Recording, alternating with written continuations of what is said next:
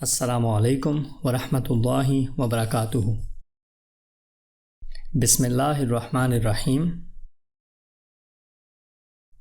رسول کریم صلی اللہ علیہ وآلہ وسلم نے فرمایا کہ جب نماز پڑھتے وقت تم میں سے کسی کو اونگ آ جائے تو چاہیے کہ وہ سو رہے یہاں تک کہ نیند کا اثر اس سے ختم ہو جائے، اس لیے کہ جب تم میں سے کوئی شخص نماز پڑھنے لگے اور وہ اونگ رہا ہو تو وہ کچھ نہیں جانے گا کہ وہ اللہ سے مغفرت طلب کر رہا ہے یا اپنے نفس کو بد دعا دے رہا ہے۔